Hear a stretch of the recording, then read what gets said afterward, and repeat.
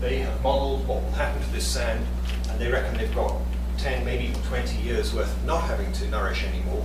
This sand will work its way along the coast, and the process becomes much more natural. You'll get some settlement of plants onto the dunes and onto the new salt marshes growing through that process, so a much less disturbed approach to coastal engineering. And it's not new. I mean, there's some great records going back actually hundreds of years in Europe of using nature to protect coastlines. This is just from the UK government agency talking about if you've got a wide salt marsh in front of your wall, the costs are way, way lower than if you've just got to build a higher wall, and it costs you whatever that is, nearly 10 times as much to do that. The Dutch here again have been creating land for centuries by putting these semi-permeable barriers across mudflats. They used to do that literally to create land. They'd work their way out and then build a new wall. They're now still doing it, but they're just keeping the salt marshes just as an extra layer of defence. And sometimes it gets harder than that. Sometimes it's simply a case of, can we make these levees a little bit more environment biodiversity friendly by putting in pools or rough surfaces, so you get a lot of natural concretions and settlement of mollusks and so on. These are reef balls being used to encourage settlement of reefs in coral reef areas or of oysters in US estuaries. So this is my last slide. This is some mangrove restoration in Kiribati in the Pacific, very much for coastal defence there. Of course, there are gaps in our knowledge, but I think one of our key conclusions is that we do know enough now to really start encouraging this use of nature. I think it's tremendously important that we, particularly perhaps the environmental movement, stop trying to claim it's a silver bullet, that we have all the solutions. Ecosystems aren't the silver bullet, and in many places they won't work, but in many places they will. And I think once we can show that there's this differentiation, and we know it and we understand it, I think we'll make a much more convincing case. And the other side to that, of course, is that engineering isn't perfect either, and engineered responses also fail. So we need to keep going, but spread the message. I'll stop. Thank you.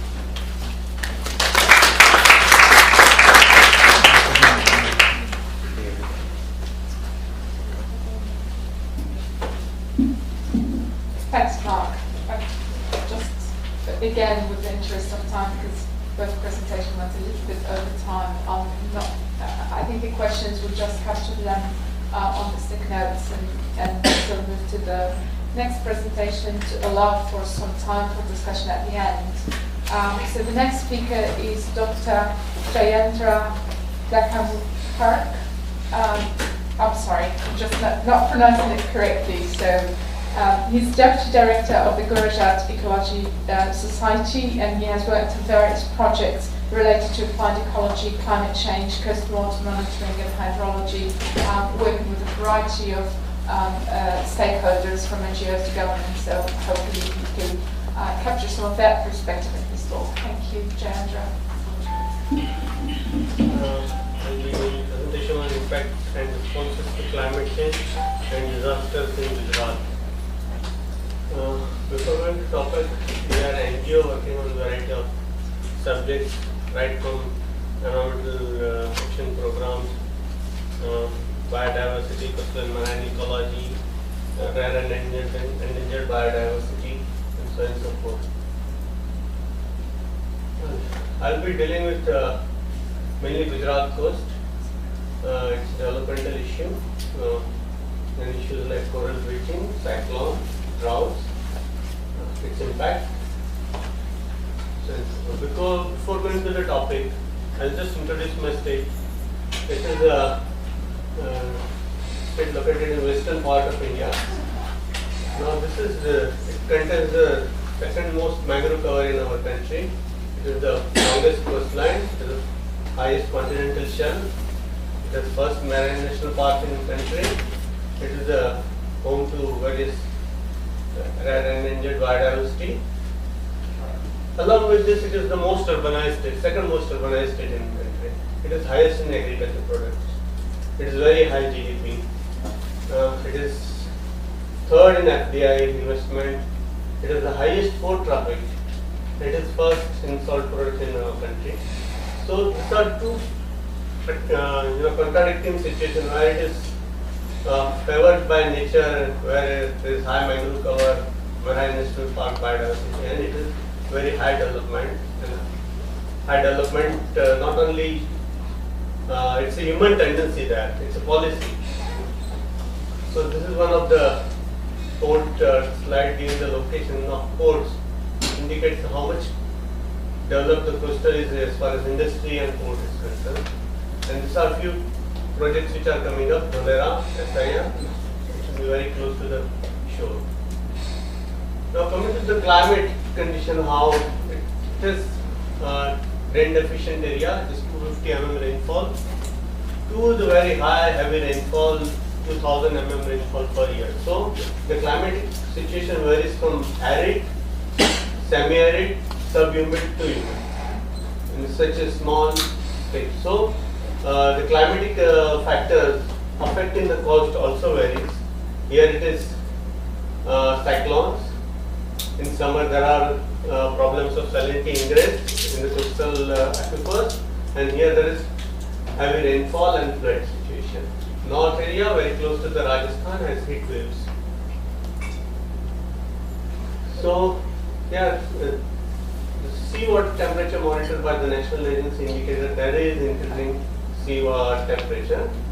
There were reports of coral bleaching in 1998, and in 2010 also there were coral bleaching reported.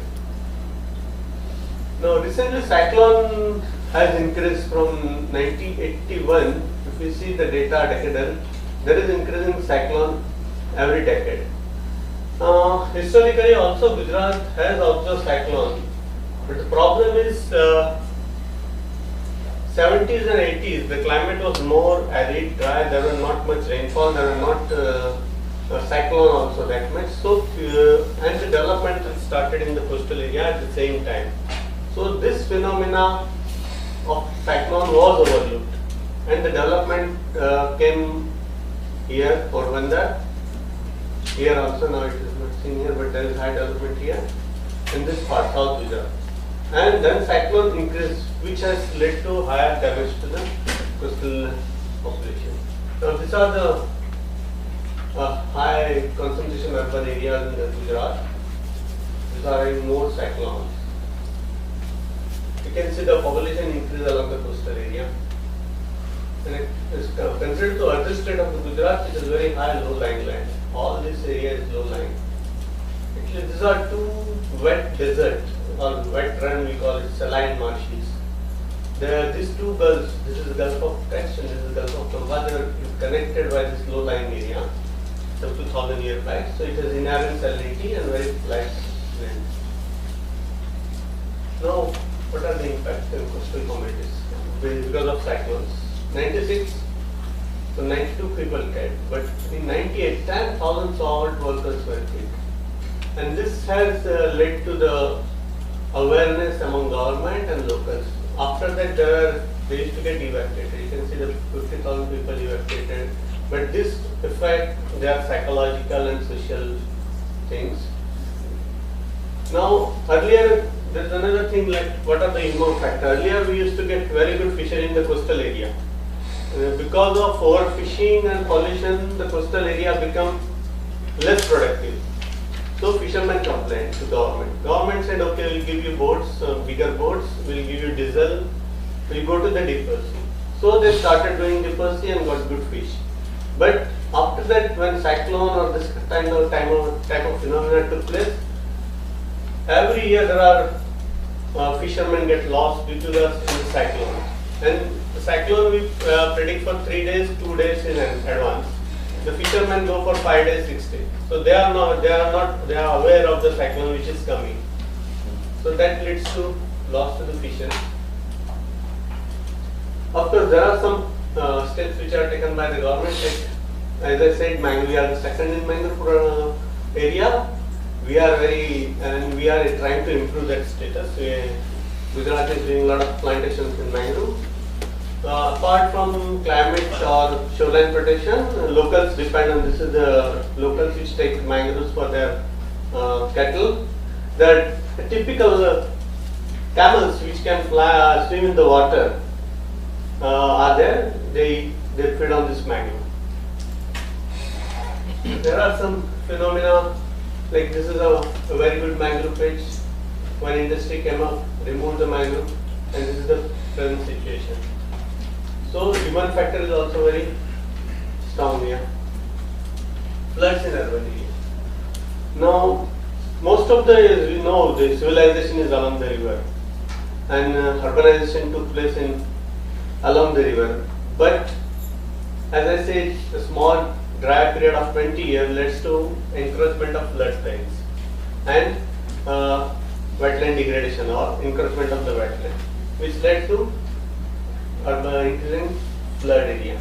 You say population in millions in slum area. These slum areas are mainly a low-lying area, floodplains which are illegal, and these are the inundated area. Now you can see the 2005 very small inundated area, but the evacuation is very high because it was in cities.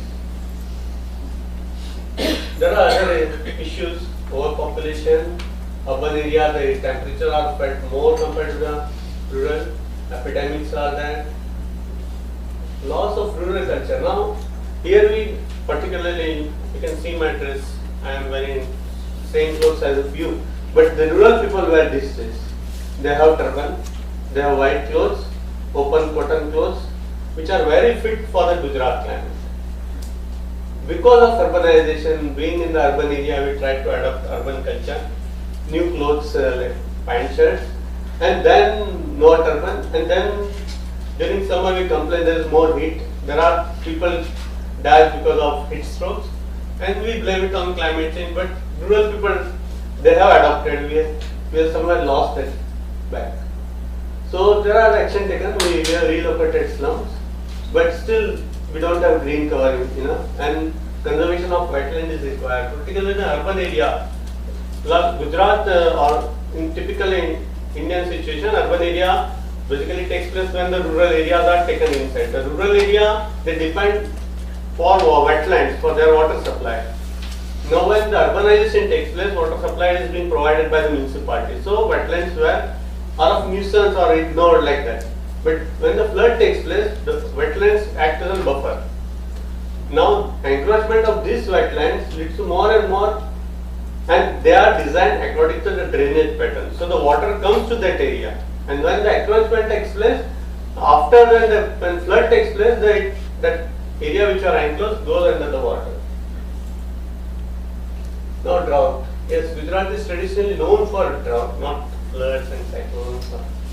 And recently there are decrease in the drought situation. You can see 87 because of maybe improved rainfall. Yes, there is increase in rainfall, but that doesn't mean drought doesn't take place. Yes, what we say meteorological drought doesn't take place, but problem of water exists.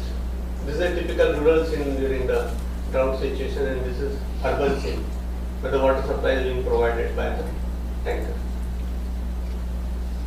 You can see now recently, though there is an increasing rainfall, erraticity of rainfall has increased. The rainfall takes place later, or it's not according to the agriculture practice. So loss to the crop is there. Yes, the government is doing some drought proofing. There is irrigation like this Sagar project. It's trying to irrigate this big area, almost central and north Gujarat. Similarly, another project which we take, sea will be converted into the freshwater reservoir, and the irrigation will take place. Yes, this will improve the irrigation to this area and water supply. Also, community level, there are rainwater harvesting is taken place. You see the Saurashtra and Kutch, which are the highest affected by drought, having more rainwater harvesting structure compared to the other part of the Gujarat. So my conclusion is impact of climate change is heavily influenced by the human factor in Gujarat. There are a lot of activity which are taking place on name of social commitment or name of development, which are like For example, coral degradation is more due to pollution and silt deposition. So there are some ports which are doing dredging, and the silt is being deposited on coral.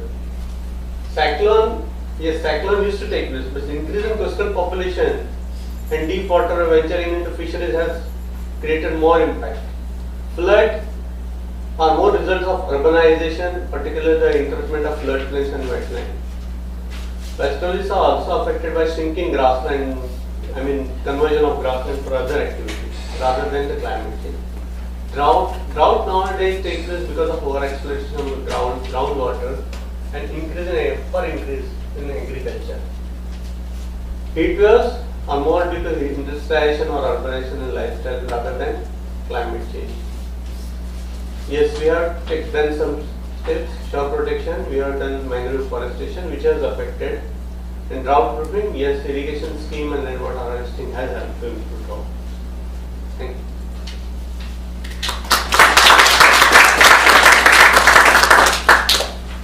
Thank you, Jayendra. Actually, Jayendra, you've been so good with time, so I might allow for one clarifying question.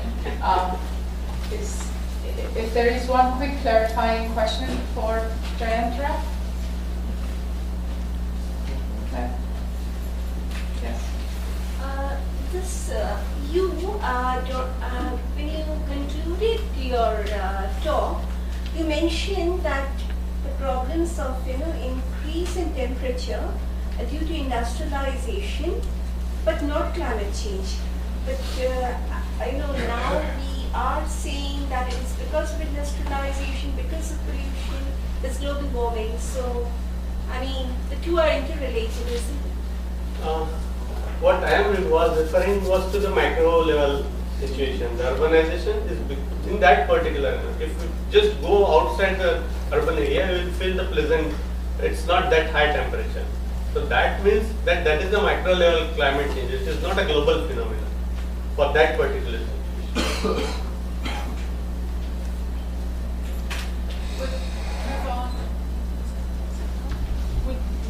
Move on to the next presentation. Thank you, Jayendra, again. I'd like to hear from a business, the private sector perspective with us today.